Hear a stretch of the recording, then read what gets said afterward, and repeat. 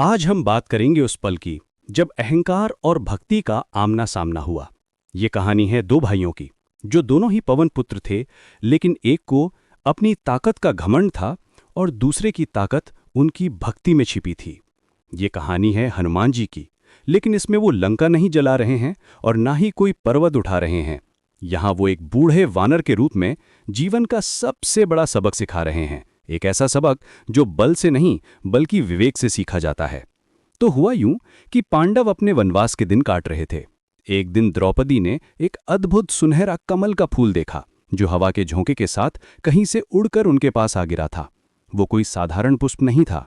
उसकी खुशबू इतनी दिव्य और मनमोहक थी कि द्रौपदी का मन पूरी तरह से उसमें बस गया। उसकी पंखुड़ियां ऐसे चमक रही थी मानो पिघला हुआ सोना हो। उन्होंने भीम से बड़े प्रेम से कहा, हे आर्यपुत्र, क्या आप मेरे लिए ऐसे ही और फूल ला सकते हैं? मैं इन फूलों से काम्यक वन के देवताओं की पूजा करना चाहती हूँ और इस सुगंध से अपने मन को शांति देना चाहती हूँ। अब भीम तो भीम थे।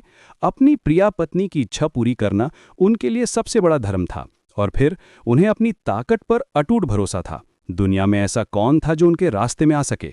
यही सोचते हुए भीम अपनी भारी गदा उठाकर निकल पड़े। वो जंगल में ऐसे चल रहे थे जैसे कोई तूफान चल रहा हो। बड़े बड़े पेड़ उनके रास्ते से कांप कर हट जाते। खूंखार जंगली जानवर उन्हें देखकर दुम दबाकर भाग जाते। उनके मन में बस एक ही ख्याल था, मैं दुनिया का सबसे शक्तिशाली इंसान हूं, मेरे लिए कुछ भी असंभव नहीं है। हर कदम के साथ उनका अहंकार और बढ़ता जा रहा था। घने जंगल में चलते चलते भीम एक पहाड़ी इलाके में पहुंचे। वहां केले के पेड़ों का एक बहुत बड़ा और सुंदर बगीचा था और उसी बगीचे के बीचों बीच रास्ते पर एक बूढ़ा सा वानर लेटा हुआ था जो गहरी नींद में लग रहा था। उसकी पूंछ इतनी लंबी थी कि उसने पूरा रास्ता रोक रखा था। भीम ने अपनी भारी आवाज में गरज कर कहा, ए वानर, अपनी ये पूंछ रास्ते से हटाओ, मुझे आगे जाना है, मेरे पास व्यर्थ समय नहीं है।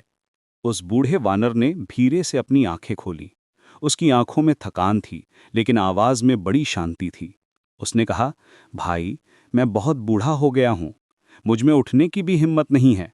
तुम तो बलवान लगते हो, कृपा करके मेरी पूंछ को हटाकर खुद ही निकल जाओ, मुझ पर थोड़ी दया करो। ये सुनकर भीम का अहंकार और भड़क गया। वो जोर से हंसकर बोले, तुम मुझे जानते नहीं हो, मैं हस्तिनापुर का राजकुमार महाबली भीम हूं। मैं चाहूं तो इस पूरे पहाड़ को खिलौने की तरह उठा सकता हूं। तुम एक तुच्छ वानर होकर मुझे अपनी पूंछ हटाने को कह रहे हो? हट जाओ, वरना इसका अंजाम अच्छा नहीं होगा। वानर ने बड़ी विनम्रता से जवाब दिया, हे वीर, मैं तो सच में बहुत कमजोर हूं। अगर तुम इतने ही बलशाली हो तो बस जरा सी मेरी पूंछ खिसका दो और चले जाओ। मैं तुम्हें नहीं रोक रहा, इसमें तुम्हारा क्या जाएगा? भीम को लगा कि ये बूढ़ा वानर उनका मजाक उड़ा रहा है। गुस्से में उन्होंने अपनी गदा से उस पूंछ को हटाने की कोशिश की, लेकिन हैरानी की बात यह थी कि पूंछ 1 इंच भी नहीं हिली।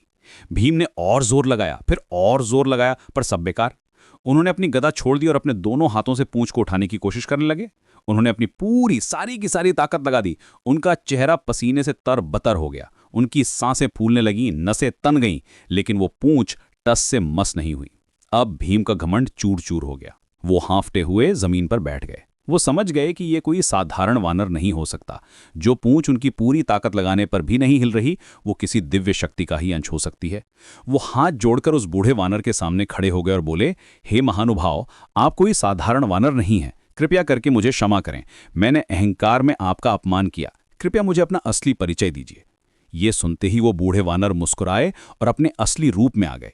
उनका शरीर पहाड़ जैसा विशाल हो गया, उनका तेज हजारों सूर्यों के बराबर चमक रहा था और उनका मुखमंडल करुणा से भरा था। वो कोई और नहीं, स्वयं हनुमान जी थे। जब भीम ने अपने सामने साक्षात हनुमान जी को देखा तो वो उनके चरणों में गिर पड़े। उनकी आंखों से आंसू बह रहे थे। हनुमान जी ने उन्हें उठाकर गले से लगा लिया और कहा, उठो मेरे भाई, हम दोनों ही पवन पुत्र हैं, मैं तुम्हारा बड़ा भाई। हनुमान जी ने भीम को समझाया, भीम, शक्ति का असली मतलब दूसरों को झुकाना नहीं बल्कि उनकी रक्षा करना है। जिस शक्ति पर तुम इतना घमंड कर रहे थे वो तुम्हें विनाश की ओर ले जा सकती है। असली ताकत विनम्रता में है, भक्ति में है, सेवा में है। शक्ति एक नदी की तरह है, अगर उसे सही दिशा ना दी जाए तो वो सब कुछ तबाह कर देती है, लेकिन अगर उसे सेवा के किनारों में बांध दिया जाए तो वो संसार को जीवन देती है। मैंने अपनी पूरी शक्ति केवल अपने प्रभु श्री राम की सेवा में लगाई, इसीलिए वो सार्थक हुई। उन्होंने भीम को धर्म और अधर्म का गहरा ज्ञान दिया। उन्होंने बताया कि आने वाले महाभारत के युद्ध में विजय धर्म की ही होगी, क्योंकि जहां धर्म है वहीं श्री कृष्ण है। उन्होंने भीम को आशीर्वाद दिया और वचन दिया कि वो अर्जुन के रथ पर ध्वजा के रूप में विराजमान रहेंगे और हर संकट से पांडवों की रक्षा करेंगे। उस दिन भीम को सिर्फ वो दिव्य कमल के फूल ही नहीं मिले, बल्कि जीवन का वो ज्ञान भी मिला जिसने उनके पूरे व्यक्तित्व को बदल दिया। उनका अहंकार भक्ति और विनम्रता में बदल गया। वो समझ गए कि सबसे बड़ा बल शरीर का नहीं, चरित्र का होता है। ये कहानी हमें सिखाती है कि हनुमान जी की शक्ति सिर्फ उनके शरीर में नहीं थी, बल्कि उनकी सोच, उनकी भक्ति और उनकी विनम्रता में थी। वो आज भी हमारे लिए प्रेरणा है कि चाहे हम कितने भी शक्तिशाली या सफल क्यों ना हो जाएं, हमें कभी भी अपनी जड़ों को और अपनी विनम्रता को नहीं छोड़ना चाहिए। जय बजरंगबली।